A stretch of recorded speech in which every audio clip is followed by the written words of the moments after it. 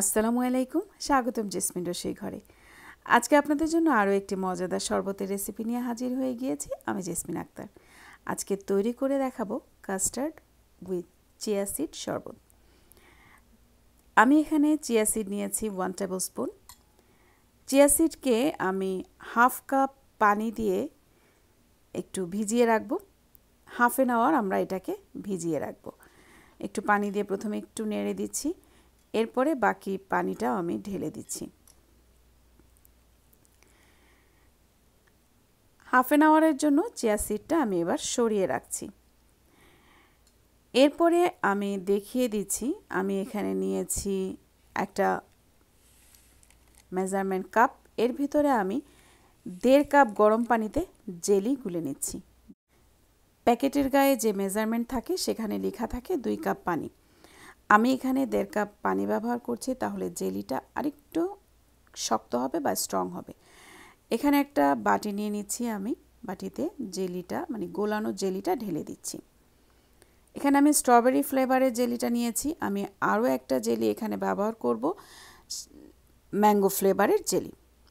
Mango ফ্লেভারের জেলিটাকেও আমি একইভাবে 1.5 কাপ পানি দিয়ে গুলে নিয়ে আমি বাটিতে ঢেলে দিচ্ছি। এটা ঠান্ডা হওয়ার জন্য দুটো জেলি আমি এখন সরিয়ে রাখব। এবার এখানে হাফ কাপ সাগুদানা নিয়েছি আমি। সাগুদানাটাকে আমি এই হাঁড়িতে দিয়ে এটাকে একটু ভালো করে ধুয়ে নিব। ধুয়ে আমি 2 থেকে 2.5 কাপ পানি দিয়ে সাগুদানাটাকে সেদ্ধ করব খুব ভালো করে।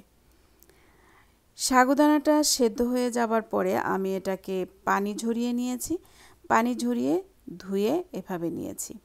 এতটা ট্রান্সপারেন্ট হয়েছে এই সাগুদানাটি। এবার সাগুদানাটিকেও আমি সরিয়ে রাখব। দেখিয়ে দিচ্ছি, আমি যে চিয়া সিডটা ভিজিয়ে রেখেছিলাম সেটা ফুলে গিয়ে এই অবস্থানে এসছে। চিয়া সিডটাকেও এবার আমি সরিয়ে রাখব। এবার আমি তৈরি করব কাস্টার্ড। কাস্টার্ডের জন্য আমি এখানে 3 কাপ লিকুইড দুধ নিচ্ছি।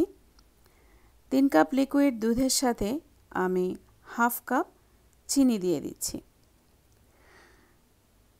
হাফ কাপ চিনিতেই যে পরিমাণ মিষ্টিটা হবে একদম পারফেক্ট মিষ্টি হবে। এরপরে দিয়ে দিচ্ছি 1 table spoon custard powder. Custard পাউডারটা দিয়ে এবার একটা স্প্যাচুলার সাহায্যে আমি গুলে নিচ্ছি, মিশিয়ে নিচ্ছি লিকুইড মিল্কের সাথে। এরপরে আরও দিয়ে দিচ্ছি এখানে 1/4 কাপ মিল্ক পাউডার। গুঁড়া দুধটা দিয়েও এবার আমি লিকুইড মিল্কের সাথে খুব ভালো করে মিশিয়ে নিব। মিশিয়ে নিয়ে এবার এটাকে আমি চুলায় বসিয়ে দিব। চুলায় বসিয়ে দিয়েও খুব ভালো মতো নাড়তে থাকবো, কারণ কাস্টার্ড পাউডারের ফলে অনেক সময় দুধটা হাঁড়ির তলাতে লেগে যায়। এই জন্য চুলার উপরে রাখা অবস্থায় মানে থাকা অবস্থায় কন্টিনিউ নাড়তে থাকবো। চুলার আঁচটাকে মিডিয়াম থেকে হাই হিটের মাঝামাঝি রাখবো। এভাবে যখন পুরোপুরি বলক উঠে আসবে এবং লিকুইড মিল্কটা কিছুটা ঘন হয়ে আসবে, তখনই আমি ঠিক এই অবস্থায় এলে নামিয়ে নেব। এরপরে যে জেলি তৈরি করেছিলাম সেগুলোকে আমরা কিউব কিউব করে কেটে নিব। যারা কন্টিনিউ আমার ভিডিওগুলো দেখেন কিন্তু এখন পর্যন্ত আমার চ্যানেলটিকে সাবস্ক্রাইব করেননি, আশা করি আমার চ্যানেলটিকে সাবস্ক্রাইব করে নেবেন এবং আমাকে সাপোর্ট করবেন। আপনাদের ভালোবাসাই আমাকে এগিয়ে যেতে বা এগিয়ে নিয়ে যেতে সাহায্য করবে। দুটো জেলিকেই আমি এভাবে কিউব করে কেটে নিব। আপনারা আপনাদের পছন্দ মতো সাইজে কেটে নিতে পারবেন। দুটো জেলি কাটা হয়ে গেলে এরপরে একটা বোল নিব, একটু বড় সাইজের বোলটাই নিব। এরপরে একে একে সবগুলো উপকরণ আমি এই বোলের ভিতরে দিতে থাকব। এখানে দিয়েছি আমি সাগুদানা, সেদ্ধ করে রাখা সাগুদানা। সাগুদানা দিয়ে নিয়ে এরপরে আমি এখানে দিয়ে দিচ্ছি চিয়া সিড, যেটাকে আমি ভিজিয়ে রেখেছিলাম। এরপরে আমি দিয়ে দিচ্ছি জেলি। তার আগে সাগুদানা এবং চিয়া সিডটাকে আমি একটু মিশিয়ে নিয়েছি।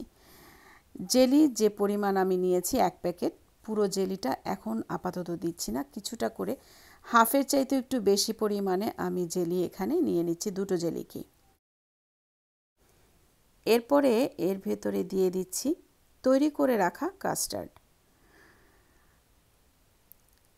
আমি কাস্টার্ডটাকে রেডি করে নিয়ে এটাকে খুব ভালো করে ঠান্ডা করে নিয়েছি।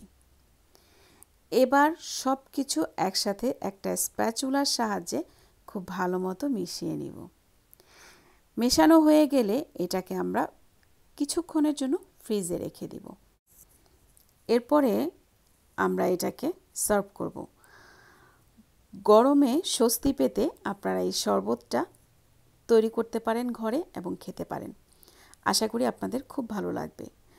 আমি চেষ্টা করেছি রেসিপিটি খুব সহজ করে আপনাদের সামনে উপস্থাপন করার জন্য। কেমন লাগলো আমাকে কমেন্ট করে জানাবেন। অবশ্যই রেসিপিটি বা ভিডিওটি শেয়ার করে দিবেন সবার মাঝে। আমাকে সাপোর্ট করার জন্য আমার চ্যানেলটিকে সাবস্ক্রাইব করে আমার পাশে থাকবেন এবং পাশের বেল আইকনটিও প্রেস করে রাখবেন প্রত্যেকটা নতুন নতুন ভিডিওর নোটিফিকেশন পাওয়ার জন্য। আজ এ পর্যন্ত, ভালো থাকবেন সবাই। আল্লাহ হাফেজ।